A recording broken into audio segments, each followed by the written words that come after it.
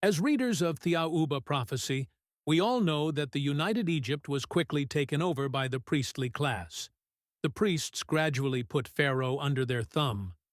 But why didn't this happen in ancient Egypt before the unification? After all, Egypt had already enjoyed around 12,000 years of continuous civilization before unification, which only occurred about 5,000 years ago. So why was Egypt able to thrive for 12,000 years without being controlled by priests? But once unified, the priestly class suddenly gained so much power? That is the topic we are going to discuss. We all know the war that took place before the founding of United Egypt was caused by religious conflict. About 5,000 years ago, the Nagas in the north of Egypt and the Maya Atlanteans began fighting for a reason that is quite ludicrous. The Atlanteans, whose religion differed significantly from the religion of Mu, believed in the reincarnation of the soul, astral body, in the country of its ancestors. Thus, they claimed that the soul traveled westward to where they had come from. The Nagas held a similar belief, except that they claimed the soul went back to the east, since they had come from the east. For 2 years they were actually at war over this difference, but it was not a terribly cruel war, as both groups comprised of fundamentally peace-loving people, and eventually they became allied and formed a unified Egypt. The root cause of the massive expansion of the priests' power lies in this religious conflict that triggered the war. The first king of United Egypt, both upper and lower, was called Mena, and he, along with his Egyptian government, was in fact unable to handle religious affairs in the newly unified Egypt. That includes the issue of whether the soul travels east or west, or whether it doesn't travel at all, along with a whole range of other spiritual and theological disputes. Remember, Egypt had just fought a war over religion before unification. This problem persisted beyond Mena, as successive pharaohs and their governments were also unwilling to provoke another religious war. Thus, their inability to manage religious matters presented the Egyptian priests with a perfect opportunity. We all know that on the continent of Mu, all affairs, including religion, were under the direct control of the king. It was the same in Egypt before unification. During that time, priests had very limited power in religious matters, which is exactly why Egypt was able to enjoy 12,000 years of stable and prosperous civilization.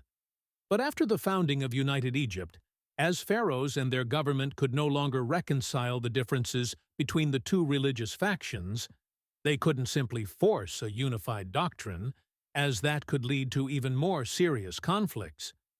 The Egyptian priests saw this as a once-in-a-lifetime opportunity. Before unification, religion in both Mu and Egypt was strictly monotheistic, centered around the Creator. However, Egyptian religion after unification evolved into a polytheistic system. Clearly, it was the priests who invented a multitude of so-called gods. The reason behind this is quite simple. In order to better control the people and gain more wealth and power for themselves, they created many things that never existed, including many terrifying entities. Does this remind you of those priests over 1,000,000 years ago who lured some black people to the Red Sea region? Of course, we can also look at ancient Greek religion or even Christianity. They all distorted a simple monotheistic belief system and introduced fearsome elements to better control the masses. Then, why didn't the pharaoh and his government stop them? As we've discussed, the government lacked the power to regulate religious affairs. They had lost control over religious interpretation, which was abused by priests to gain wealth and power. The priests were cunning. At first, they didn't introduce too many drastic changes or openly include horrifying elements into religion. Doing so would have triggered a strong response from the pharaoh and his government. Instead, they changed things gradually. They fabricated stories to justify the existence of the gods they invented. Take, for example, the Egyptian god Thoth.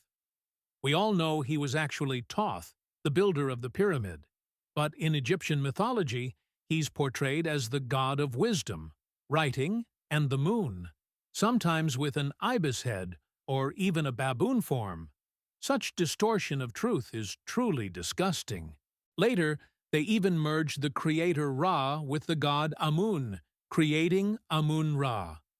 Amun, who rose to prominence during the Middle Kingdom, was the local god of Thebes, the stronghold of Egypt's priesthood. His name means the Hidden One, and he was originally the god of wind and air. So, the protector deity of the priest's base city became the creator of the universe. That's how Amun-Ra became the supreme god, and the priests reached their peak of power. Because of the pharaoh's inability to handle religious disputes after unification, the priests were able to corrupt and rewrite Egypt's religion, increasing their own status, wealth, and power. So to summarize, after the founding of the United Kingdom of Egypt, the priestly class took advantage of the pharaohs and government's incapacity to handle religious issues. They gradually modified the religion, elevated their own status, and as a result, the pharaoh's power diminished, and even the Mu-style leadership and election system was eventually discarded. So in the end, who gave the Egyptian priests the chance to control the nation? Was it the pharaoh and his government? You could say yes, because many pharaohs did submit to the priesthood. But you could also say no, because they were powerless to stop it. Was it the Egyptian people who believed in the priests? In a way, yes, they gave the priests their power and wealth. But under the priests' manipulation and psychological control, it's hard to blame the people directly. The real cause, as we mentioned in the beginning, was the birth of unified Egypt. Wars and conflicts are, of course, what every peace-loving person wants to avoid. But creating a unified Egypt to avoid a religious dispute was incredibly foolish. Imagine putting two populations, who were already willing to go to war over religion, into one country. The result? The priests gained immense power. The inability of the pharaoh and government to handle religious matters was a certainty even before unification.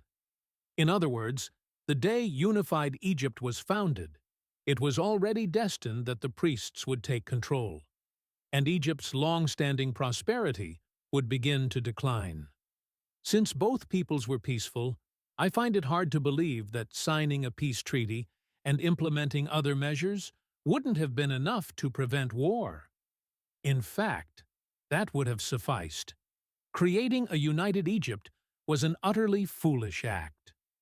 I can't help but believe that some Egyptian priests were behind the push to unify Egypt. Couldn't they see the huge power this would give them? And even before the war, the religions of Upper and Lower Egypt had already diverged from Mu's monotheism. This is the fundamental reason why priests rose to power. If the religion had stayed the same as Mu's, the war wouldn't have even occurred. But this change was beyond the control of the Egyptian people at the time, since the belief about souls returning to their ancestral homeland didn't originate in Egypt. It's a shame that such a great civilization declined and ultimately perished. From this, we can clearly see that religion and the priestly class are among the greatest dangers to society and the state.